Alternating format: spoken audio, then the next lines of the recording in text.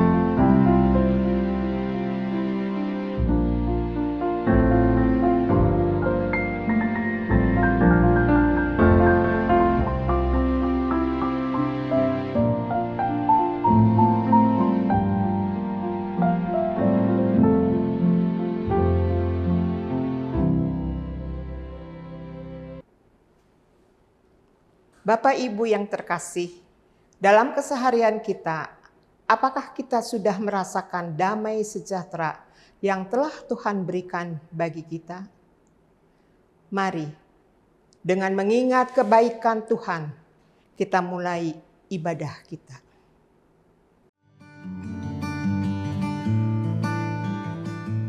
Teman-teman di sini pernah nggak sih merhatiin anak-anak kecil yang suka asik sendiri? Seolah-olah mereka lagi bertualang di dunia mereka. Saya pernah ada di kedua sisi tersebut.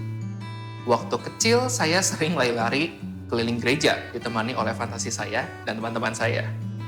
Merasa menjadi hero dalam sebuah cerita, melewati gua yang gelap padahal lorong di belakang ruangan ini. Mencari peta harta karun padahal cuman baca-bacain buku di perpus. Mengendap-endap sembunyi supaya nggak ketahuan sama pasukan musuh, padahal bolos latihan berdua ke sana. Dan masih banyak lagi.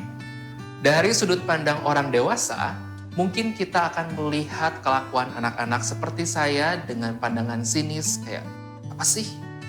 Karena konyol. Tapi sadarkah kita bahwa drama yang kita miliki saat kecil itu tuh nggak hilang, cuma ganti tema aja. Yang tadinya penuh sama fantasi dan science fiction, sekarang bergeser jadi non-fiction, romantika, bisnis, hal-hal lain yang dalam tanda kutip tuh lebih dewasa mungkin ya. Saya membayangkan, kita kan anak-anak Tuhan. Kalau kita merasa kelakuan anak-anak tadi itu konyol, mungkin nggak ya kalau Tuhan juga melihat kita seperti itu? Kita juga masih sering loh merasa menjadi hero di drama atau petualangan kita sendiri.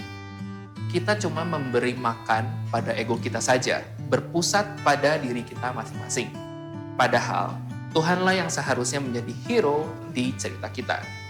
Namun terlepas dari keegosentrisan dan betapa kecilnya kita, Tuhan tetap mengasihi kita, anak-anaknya. Karya Yesus Sayang Padaku ini didominasi oleh suasana petualangan yang dirasakan dari sudut pandang anak-anak. Kemudian disisipkan dengan sedikit peralihan sudut pandang orang dewasa yang melihat tingkah laku konyol anak-anak. Lalu kembali diakhiri dengan sudut pandang anak-anak kembali. Selamat mendengarkan Yesus Sayang Padaku.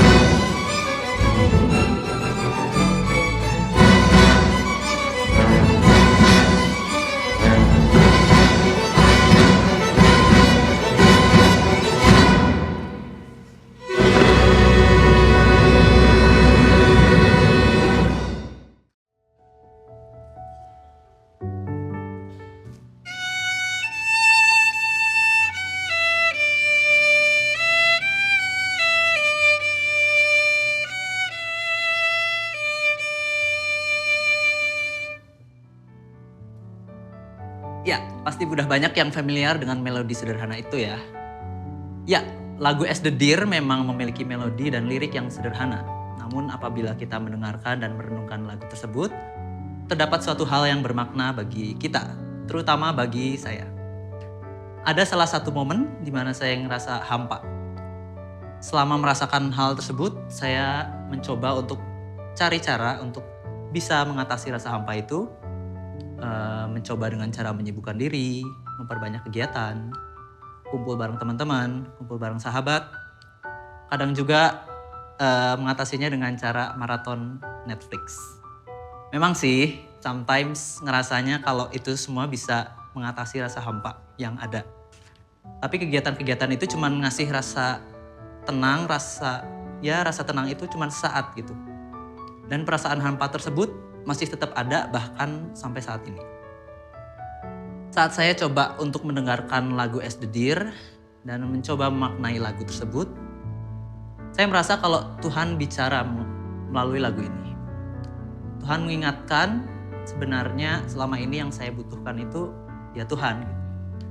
Semua hal yang saya lakukan tidak bisa mengatasi rasa hampa yang saya rasakan tadi karena saya tidak melibatkan Tuhan. Hanya Tuhan yang bisa memuaskan rasa hampa itu ternyata. Tuhan mau saya kembali memiliki kerinduan untuk bisa ngobrol sama Tuhan. Apapun yang saya hadapi dalam kehidupan ini, rasa hampa atau hal-hal lainnya, Tuhan mau saya datang kepada Tuhan. Karena memang Tuhan yang jadi jawaban dari setiap permasalahan yang saya hadapi.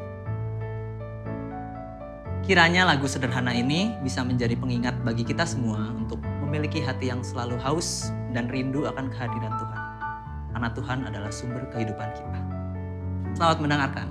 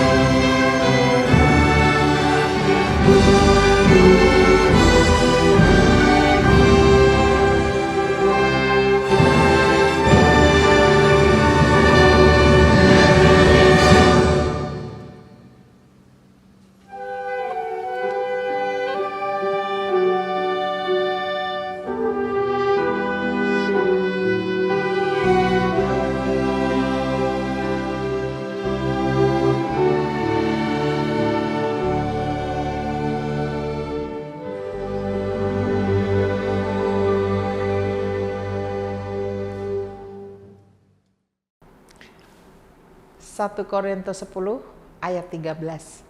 Pencobaan-pencobaan yang kamu alami ialah pencobaan-pencobaan biasa yang tidak melebihi kekuatan manusia. Sebab Allah setia dan karena itu Ia tidak akan membiarkan kamu dicobai melampaui kekuatanmu. Pada waktu kamu dicobai, Ia akan memberikan kepadamu jalan keluar sehingga kamu dapat menanggungnya.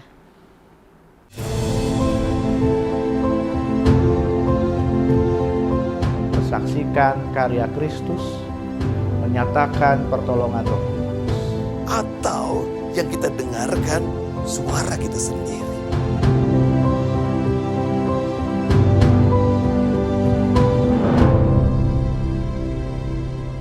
Shalom Bapak Ibu Saudara, Jemaat GKI Kebonjati yang terkasih di dalam Tuhan. Bersama saya Pendeta Yemi Makarisma yang melayani di GKI Pengampon Cirebon. Saat ini kita hendak membaca dan merenungkan firman Tuhan. Mari kita bersatu di dalam doa. Tuhan Allah yang baik, kami bersyukur ketika hari demi hari Tuhan terus memelihara kehidupan kami. Kami bersyukur untuk penyertaan Tuhan yang terus boleh kami alami sampai dengan saat ini. Tidak selalu mudah, ada banyak tantangan, ada banyak pergumulan, tetapi Tuhan terus memberikan kemampuan dan kekuatan untuk kami melalui hari-hari kami dengan pertolongan Tuhan. Saat ini ketika kami hendak juga menyandarkan hidup kami di dalam kebenaran firman Tuhan, bersabdalah bagi setiap kami ya Bapa, di dalam nama Tuhan kami Yesus Kristus kami berdoa. Amin. Bacaan firman Tuhan diambil dari 1 Korintus 10 ayat 13. 1 Korintus 10 ayat 13 berbunyi demikian. Pencobaan-pencobaan yang kamu alami ialah pencobaan-pencobaan biasa yang tidak melebihi kekuatan manusia. Sebab Allah setia dan karena itu Ia tidak akan membiarkan kamu dicobai melampaui kekuatanmu. Pada waktu kamu dicobai, Ia akan memberikan kepadamu jalan keluar sehingga kamu dapat menanggungnya. Bapak Ibu Saudara, jemaat yang terkasih, di bagian bacaan firman Tuhan hari ini ada beberapa poin penting. Yang pertama, pencobaan yang kamu alami ialah pencobaan biasa di sana dikatakan. Pencobaan yang biasa bisa dipahami dalam tingkat kesulitan yang tidak terlalu sulit, tidak terlalu mudah, biasa-biasa saja. Makin diperkuat dengan keyakinan bahwa pencobaan ini tidak akan melebihi kekuatanmu. Atau bisa juga dipahami pencobaan yang biasa adalah pencobaan yang sebenarnya seringkali dijumpai. Semua orang juga dapat mengalami pencobaan-pencobaan serupa. Karena itu, pencobaan ini disebut pencobaan biasa. Poin yang kedua, tentang kesetiaan Allah. Setia itu berarti kehadirannya bisa dirasakan, tidak ditentukan oleh situasi dan kondisi tertentu. Waktu jalan hidup kita mudah dan menyenangkan, kita dapat menjumpai Tuhan. Tapi bahkan dalam situasi hidup penuh pencobaan pun, Tuhan tetap dapat kita jumpai. Dialah Tuhan yang setia di dalam hidup kita. Poin ketiga, Tuhan akan memberikan jalan keluar. Maka hal ini tidak dapat dilepaskan dari poin kedua. Dalam pencobaan, bagaimana caranya kita dapat menjumpai kehadiran Tuhan? Ia hadir dengan memberikan jalan keluar. Itu berarti dalam pencobaan sekalipun, kita tidak dapat mengandalkan kekuatan diri kita sendiri. Kita butuh Tuhan. Kita perlu mengandalkan Tuhan untuk menuntun kita pada jalan keluar. Poin yang keempat dan yang terakhir, Tuhan akan memberikan jalan keluar sehingga kita dapat menanggungnya. Pencobaan itu bukan dimaknai hadir dan menghilang begitu saja dari kehidupan kita. Makna mendalam melalui bagian ini bukanlah terbatas hanya pada kita sebagai manusia yang dapat melalui dan keluar dari pencobaan. Tapi lebih dalam daripada itu, kita dimampukan dengan pertolongan Tuhan dapat menanggungnya. Hal ini berarti ada pertumbuhan rohani yang ditambah-tambahkan pada setiap kita. Dari yang tadinya kita tidak dapat menanggungnya, ada keluh kesah, ada pikiran untuk menyerah, ada sungut-sungut yang kita alami. Kini kita dapat menanggungnya. Iman kita, pengharapan kita, semangat kita ditambah-tambahkan oleh Tuhan. Tiap lolos ujian, kita naik kelas. Iman kita naik level. Dan itulah yang diharapkan dapat kita maknai. Seperti lagu, suka duka dipakainya untuk kebaikan. Semakin tua, akan semakin banyak juga pencobaan yang dilalui dan dihadapi. 100 tahun bukan usia yang muda lagi. Ada banyak tantangan ketika GKI Kebonjati terus berupaya memperjuangkan karya Kristus di dalam dan melalui gereja. Tapi kita percaya bahwa dalam setiap pencobaan itu, Tuhan memampukan kita untuk terus menemukan jalan keluar. Tuhan memampukan GKI Kebonjati untuk terus bertumbuh di dalam Tuhan. Amin. Mari kembali kita satu di dalam doa.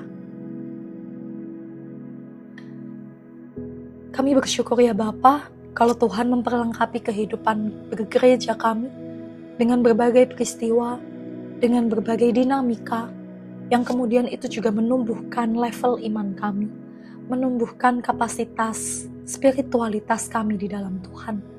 Tuhan tuntun kami bersyukur ketika 100 tahun Tuhan pelihara GKI Kebonjati dalam setiap karya yang dilalui, maka tahun-tahun selanjutnya Tuhan juga akan terus memelihara melalui setiap pencobaan, melalui setiap ujian, melalui setiap hal-hal yang tidak mudah. GKI Kebonjati bukannya menyerah, tetapi boleh semakin bertumbuh, semakin sehati, sepikir, semakin tangguh, dan semakin kokoh di dalam Tuhan. Inilah doa kami ya Bapa, di dalam nama Tuhan kami Yesus Kristus kami berdoa. Amin.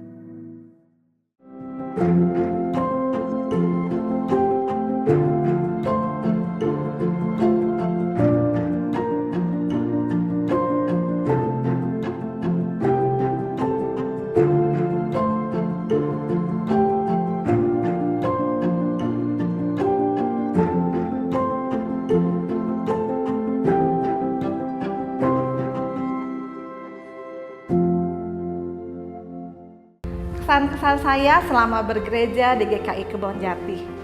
Banyak suka, tapi ada juga dukanya.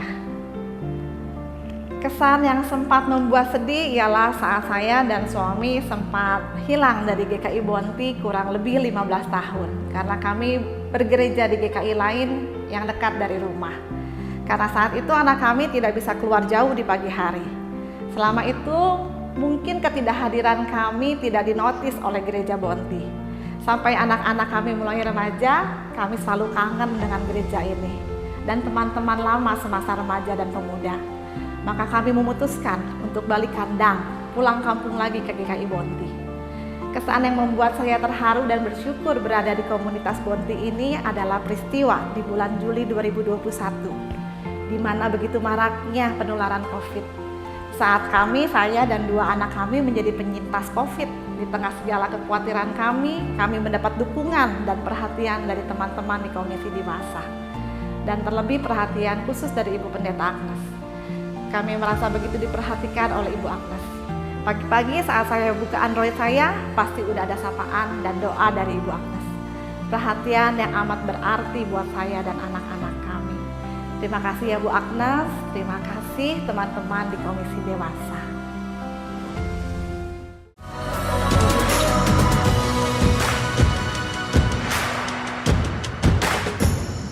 Selamat ulang tahun untuk GKI Kebonjati yang ke-100. Kiranya Tuhan terus menolong dan memberkati.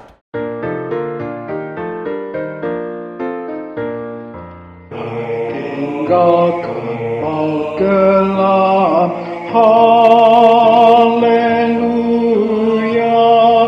haleluya.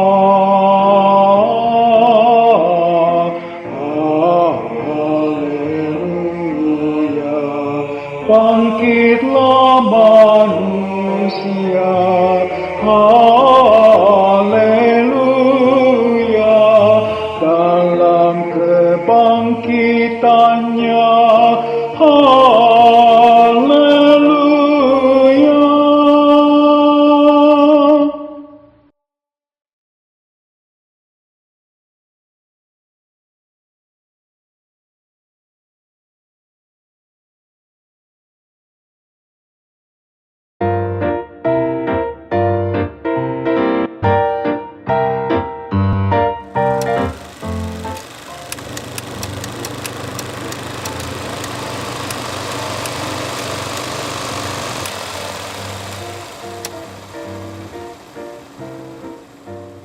Untuk anak-anak Buddha, siap melayani ya, dan tetap semangat.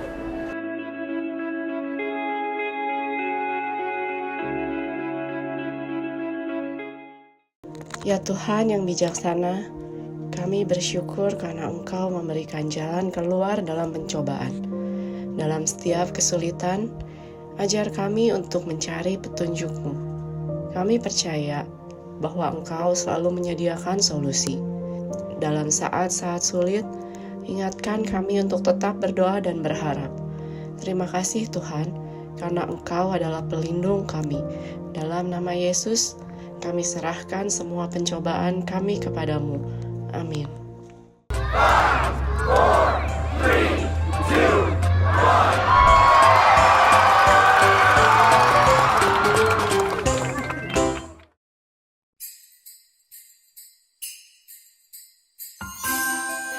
Halo teman-teman, sebentar lagi Natal loh. Siapa di sini yang senang sebentar lagi Natal? Nah, sama nih seperti Ruth. Ia sangat senang karena Natal sudah dekat. Dia sambil bernyanyi-nyanyi saking senangnya. Kira-kira seperti apa ya kelanjutan ceritanya? Yuk kita saksikan bersama-sama. Asyik, sebentar lagi Natal. Hatiku senang, riang, gembira. La la la la la. La la la la la.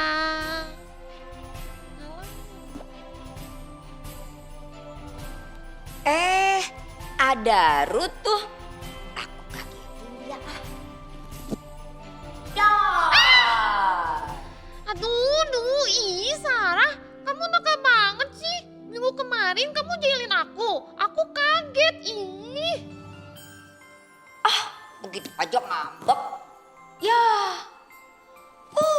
Tukang ngambek. Ih, abis kamu kagetin aku, padahal aku lagi nyanyi.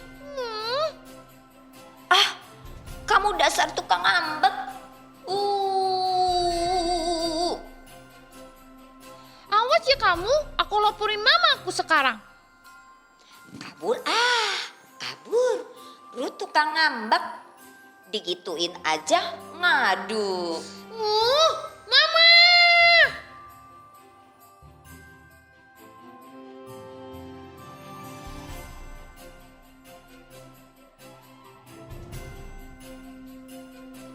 Ruth, kok kamu nangis? Kamu kenapa? Sarah jahat banget, Kio. Dia kagetin aku pas aku nyanyi. Aku kan jadi kaget, aku gak suka. Kamu balas aja Ruth. Dan kita gak usah temenan sama dia lagi. Biarin dia gak jahatin kamu lagi. Jadi kita musuhan sama Sarah? Iya Ruth, biar dia gak jahatin lagi sama kamu. Oke Kio. Aku mau pulang dulu ya. Oke Ruth, dah. Waduh teman-teman, bukannya menghibur Ruth, Kio malah menyuruh Ruth untuk memusuhi Sarah. Padahal kan balas memusuhi orang lain tidak boleh ya teman-teman. Nah, sekarang Ruth sedang berada di rumah bersama Mama. Apa yang akan terjadi ya? Wah, anak Mama sudah pulang nih. Iya, Ma. Kenapa kamu anakku sayang? Kok pulang-pulang mukanya sedih? Itu, Ma, Sarah nakal banget. Dia buat aku kesel, Ma. Coba cerita dulu sama Mama. Sini, Nak. Tapi ceritanya jangan sambil nangis ya anak Mama. Iya Ma. Jadi aku lagi main di taman dan aku lagi seneng banget Ma. Sampai nyanyi-nyanyi. Terus tiba-tiba si Sarah malah kagetin aku. Dor, kayak gitu Ma, kesel banget Ma. Terus gimana lagi Nak? Kio nyuruh aku musuhin Sarah, Ma, biar dia gak jahatin aku lagi. Anak Mama gak boleh membalas yang jahat dengan jahat, apalagi memusuhi teman. Ruth harus memaafkan orang yang berbuat jahat sama Ruth ya. Yang Kio bilang gitu gak boleh dilakukan ya sayang. Kamu harus doain dan maafkan Sarah supaya dia gak nakal sama kamu lagi. Biar kalian bisa saling berdamai. Apalagi sekarang mau Natal. Kita harus berdamai sama semua orang, termasuk sama temanmu Sarah. Gitu ya, Ma? Iya sayang, Ruth mau maafin Sarah dan gak balas Sarah kan? Iya, Ma. Keesokan harinya, Ruth, Sarah, dan Kio pergi ke sekolah minggu. Mereka saling bertemu. Kira-kira apa yang terjadi ya? Apa Ruth membalas kejahatan Sarah? Atau mendengar kata mamanya? Kita lihat bersama-sama yuk kelanjutan ceritanya. Hai Ruth, hai Kio. Hai Sarah. Ruth, aku boleh meminjam mainanmu nggak? Boleh. Nih. Terima kasih. Ruth, kok kamu kasih? Kita kan musuhan sekarang sama Sarah. Dia kemarin udah jahatin kamu loh. Kata mamaku, gak boleh memusuhi teman Kio. Kita harus memaafkan teman kita, meskipun dia jahat sama kita. Halo Kio, Ruth, kalian lagi main apa nih? Kakak lihat seru sekali. Halo Kak. Kakak, kemarin Ruth dikagetin sama Sarah sampai nangis. Terus aku bilang ke Ruth untuk musuhan sama dia biar dia gak jahatin Ruth lagi. Tapi Ruth malah gak mau dan malah minjemin mainannya sama Sarah. Ruth nangis kemarin? Iya Kak, dia kagetin aku. Padahal aku lagi asik nyanyi-nyanyi. Aku kaget dan nangis Kak. Sarah, kesini dulu. Iya Kak. Kamu ngagetin Ruth kemarin ya sampai nangis? Iya bener Kak. Menurut Sarah, ngagetin temen itu baik enggak? Enggak baik Kak. Betul Sarah, karena kamu tahu enggak baik. Jadi sekarang harus minta maaf sama Ruth. Ruth, aku minta maaf ya. Aku janji enggak bakalan kagetin kamu lagi. Iya Sarah. Kio juga minta maaf sama Sarah ya. Karena memusuhi teman itu enggak baik ya. Iya Kak.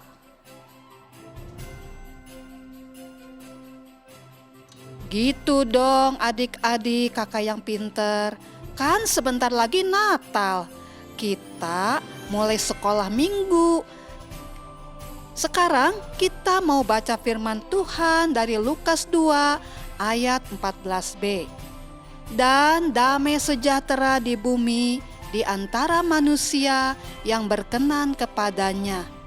Ayat itu berkata tentang damai sejahtera dari Allah.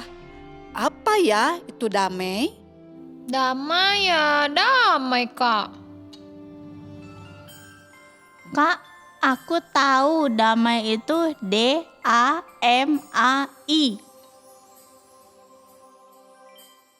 Bagus Kio, sekarang Kio sudah pintar membaca dan mengeja. Tapi yang kakak maksud bukan itu. Nah adik-adik, supaya kita lebih mengerti apa itu damai, kita dengarkan Bapak Pendeta ya. Halo adik-adik. Hai Bapak Pendeta. Seperti yang dikatakan oleh kakak sekolah minggu, apa itu damai? Jadi adik-adik, damai itu ketika kita berbuat baik, mengasihi teman, baik sama orang lain, mendengarkan orang tua, dan masih banyak lagi. pokoknya perbuatan yang disukai Tuhan. Saat kita mempunyai damai, maka perasaan kita bahagia, sukacita, dan selalu merasa tenang. Pak Pendeta, Ruth mau nanya. Iya, ada apa Ruth? Kalau memusuhi teman yang jahatin kita, itu contoh damai bukannya? Tidak dong Ruth, memusuhi teman itu tidak baik. Ruth tahu kan, sebentar lagi kita mau Natal. Tuhan Yesus lahir ke dalam dunia membawa damai, bukan membalas dendam. Tuhan datang untuk menebus kita yang berdosa dan mengampuni yang bersalah. Tuhan Yesus tidak memusuhi orang-orang yang jahat padanya kan? Kita juga harus seperti itu. Kita perlu mengabarkan damai sejahtera dan berusaha untuk tidak membalas dendam atau melakukan hal yang jahat kepada orang lain.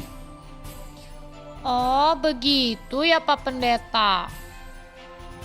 Kita harus ingat ya untuk berbuat baik dan mengasihi sesama kita. Jauhi perbuatan yang jahat. Kan kita anak-anak Tuhan Yesus, iya enggak? Janji untuk tidak memusuhi teman lagi ya. Iya Pak Pendeta, siap. Ya udah, sekarang Pak Pendeta serahkan ke kakak-kakak sekolah minggu ya, supaya adik-adik lanjutin aktivitas dan setelah itu kita pulang ya. Oke Pak Pendeta, terima kasih. Wah, senang sekali ya melihat Ruth, Sarah, dan Kio berbaikan. Sikap dan perbuatan Ruth tadi mencerminkan bahwa Ruth adalah anak-anak Tuhan Yesus yang mau menghadirkan damai dalam perkataan dan perbuatannya. Semoga teman-teman mau seperti Ruth ya, berdamai, tidak suka berantem, gak nakal sama temen, dan juga gak suka marah-marah, tetapi suka memaafkan dan mau bersukacita. Mari kita bersama-sama menjadi anak yang selalu membawa damai bagi semua orang.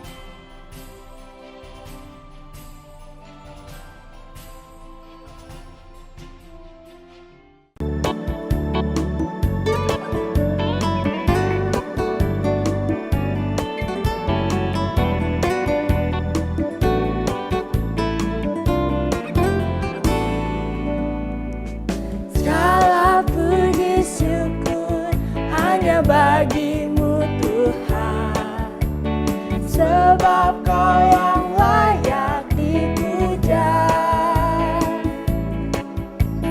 Kami mau bersorak, tinggikan nama-Mu. Haleluya.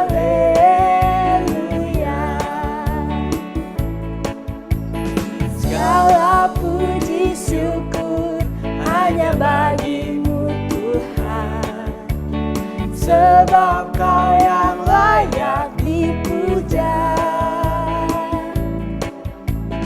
Kami mau bersorak, tinggikan nama-Mu. Haleluya. Soraklah, haleluya. Soraklah, haleluya, haleluya.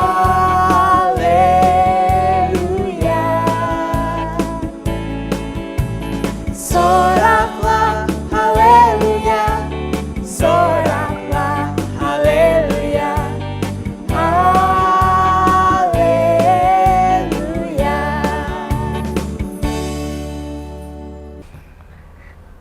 Hai, nama saya Sani. Sekarang aku akan membacakan quotes. Setiap kali kita mengikuti ajaran Tuhan Yesus kita, mendekatkan diri kepadanya dan menjadi teladan iman yang baik.